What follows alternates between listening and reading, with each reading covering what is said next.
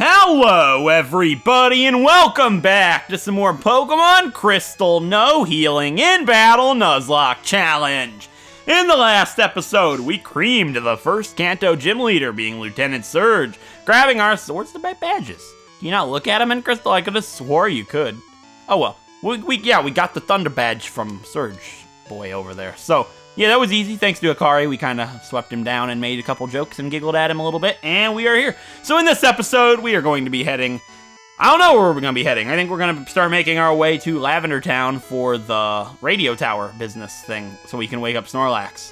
I think. But my main goal for this episode is to go around. I typed up a list of every encounter that I can get in Kanto, and I want to go get all the ones that you can get at night, since it's nighttime. Well, all the ones that I can at least get to. Also, it just ticked over to Wednesday, which doesn't actually matter. But yeah, I'm going to go ahead and get all of the nighttime encounters that I can and fight some trainers. I don't know how many I'm going to show because Kanto's just a big joke, but I'll show some like I've been doing. You know how this series goes. So I'm going to go ahead and explore Vermilion City, point out some good things that I find from here to the next encounter, and I'll see you guys there.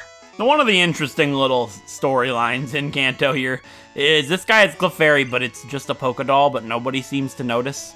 We'll come back here for it at some point. But this guy is the chairman of the Pokemon fan club, and he's very fussy when it comes to Pokemon. I guess I'll listen to him and see if we get anything worthwhile. And you get a rare candy. I thought you got that in Fire and Leaf Green. I know he gives you the bike voucher, but I could have swore he gave me a rare candy here. I don't know, I just kind of guessed it, but it'll be useful for when we train, I suppose.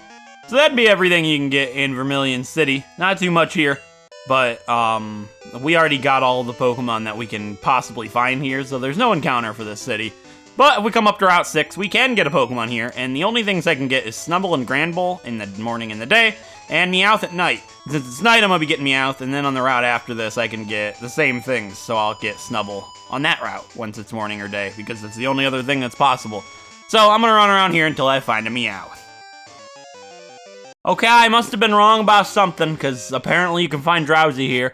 So our encounter's Drowsy here, actually, which is fine. I'd rather have a Drowsy than a Meowth anyways, so I didn't know you could get Drowsy here. I must have looked at the wrong page. That's fine. Our encounter for Route 6 is going to be a Drowsy. So this, hopefully we can get in the ball, because I have no methods of weakening anything in Kanto, unfortunately.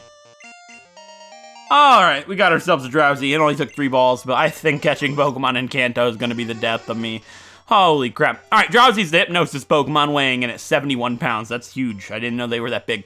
When it twitches its nose, it can tell someone where is sleeping, and what that person is dreaming about. We got a Creeper Pokemon right here, and I can't think of anything, so let's go ahead and name it that. So these two might be really weak and not worth showing, but I can make them turn away from each other, hate each other for eternity, and I can do this to his Phanpy. Hyper Beam! Oh, it's worth. Route 6 was the most eventful route I will ever come across. And we are here in Saffron, so there's actually some cool stuff you can get here in Saffron City. Saffron! That's also the name that I gave that shiny Noctowl that I caught before I changed it to Heaven, but I like Heaven better. So in this house, just like in Fire and Leaf Green, you can get one of the best TMs ever. I got it. You wanted this. And we get TM29, Psychic! Very good TM! That I don't know if I'm going to teach to anybody, and if I never teach it to somebody, I'm going to probably teach it to that shiny Noctowl when I trade it over to another game, just because why not? But yeah, so I'm not too sure if I can actually challenge the Saffron Gym yet. It looks like I can, but I'm not going to. I'm probably going to do like a big boss rush. That's the thought process while I like go around the game and like get all the items and the Pokemon and stuff like that. Just so I can be like gym battle episode after gym battle episode for the fun, because why not? I have no idea what this building is. Let's check it out. Oh, duh, it's Cerulean. I'm an idiot. But yeah, I don't think this is anything in this game. Yeah, but we can tell him we defeated his friend, I think. No, but we can pick up a Focus Band. I don't know if he lets us pick that up until we've defeated his buddy, but he told me his buddy's training in Johto. But yeah, we already defeated him, so we'll take the Focus Band. Could be helpful. And here's the building that connects the Magnet Train to Goldenrod, but we can't do it without a ticket. But to get the ticket, ironically enough, well, fittingly enough, this building is where you get the ticket. So these parents have a little girl who lost her doll. So if we talk to her, she'll mimic me. She'll be like, hey, how you look like me. And she'll just be annoying and everything. She lost her doll. Her name is Copycat, and we're going to get her doll for her, I think. That was that Pokédoll we saw earlier in the episode, so I'm gonna figure this out. I don't know, we'll get it at some point. So, next area is west of Saffron City. At nighttime, this is the only place in the game on Route 7. This is the only place you can get Houndoom. Not Houndoom, Houndour. So, I can also get Murkrow. I know I get Murkrow at another place and then get Houndour. I probably should. I'll see if I can, actually. Let's go over to Celadon really quick, because I know there's an area that you can get Murkrow, like, west of Celadon. I'll properly explore Celadon when we actually come here. So I guess while we're here, we can get our encounter for Celadon City. For anybody asking, I can get a Pokemon from the game corner. Not going to, I don't really feel the need to. The only thing I can get here is a Grimer. So we got ourselves a Grimer. I love Grimer. Everybody knows how much I love this thing. I want it. I love it. I want some more of it. Which is ironic because it's a pile of sludge, but I mean, don't do this to me, Grimer. Get in the ball. All right, we got ourselves a Grimer. So, Grimer is amazing. I love its sprite in this generation. It's the sludge Pokemon. When two of these Pokemon's bodies are combined together, new poisons are created. Cool. I'm gonna name it... give me a sec. Can't think of too much, but I used a really cool Alolan Grimer in my Moon Wedlock I did in my personal time named Innocence. So what's the opposite of innocent? Guilty. We have Guilty the Grimer, and it sounds kind of cool until it evolves anyway. Something really interesting I've never seen before, but this is actually Eugene in the Pokemon Center saying he's visiting his hometown. I did not know he was from Celadon. That's pretty interesting. So let's go ahead and get ourselves a Murkrow. And there it is right away. Cool. I almost said shiny Murkrow. No, it's not a shiny Murkrow.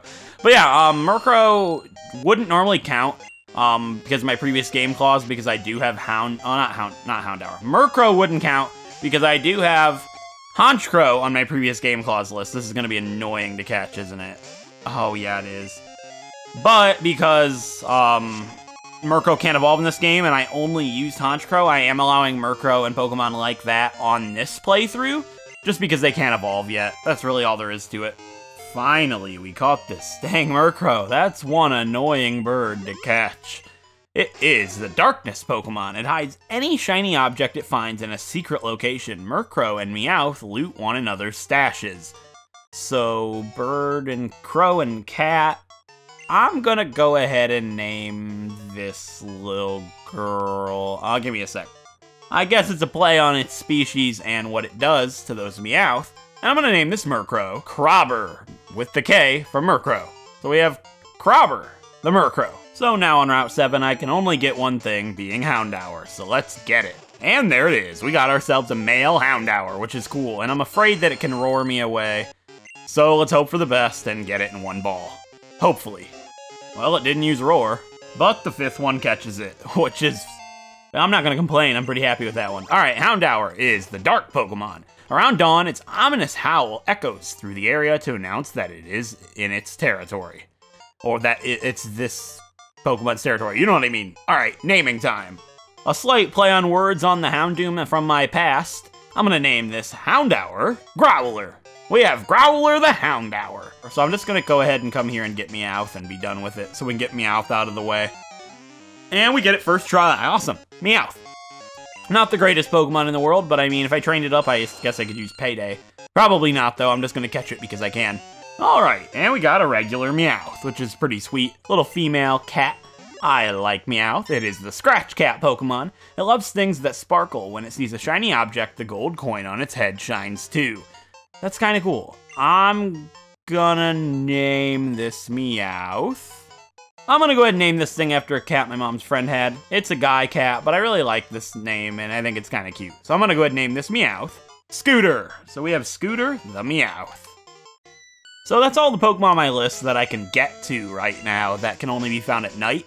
But since we're over here in Lavender Town, I haven't even fought very many of the trainers. I've just been skipping around to get these Pokemon. I'll go back and fight everybody once we go through those areas for real. But I just wanted to get some Pokemon. So the only thing I can get on this route, being Route 12, is a Quillfish with the Super Rod. Might take a while, but I'll be back when I find a Quillfish. A level 40 Tentacool? That's kinda crazy, wow.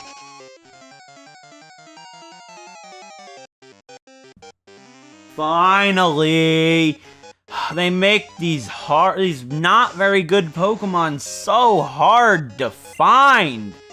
It's like, I love Quillfish. I always have wanted to use one, but why make it take an hour? That's ridiculous. It better get in the ball. This is why people do not use Pokemon like Qwilfish. I love them, but they've got to make them this hard to find, really? And then they make them this hard to catch? It's unnecessary. It doesn't evolve, so it's gonna be the hardest Pokemon in the game to catch? Come on. I'm irritated. Finally. Oh, as you guys can tell, I am tense and I need a break. Qwilfish is the balloon Pokemon. When faced with a larger opponent, it swallows as much water as it can to match the opponent's size. And I'm going to be naming this thing after a pufferfish from RuneScape, because why not? And I'm going to name that this Qwilfish Gus. So we have Gus, the Qwilfish. But what I want to do is actually take everybody's held item. They'll go back for like big fights and stuff that matter. But for right now, it's no point. And what I want to do is put them all in the PC and withdraw the amulet coin. And pass around the amulet coin as I go through all these trainers. Because doing that, then I'll be getting a whole bunch more money, because why not?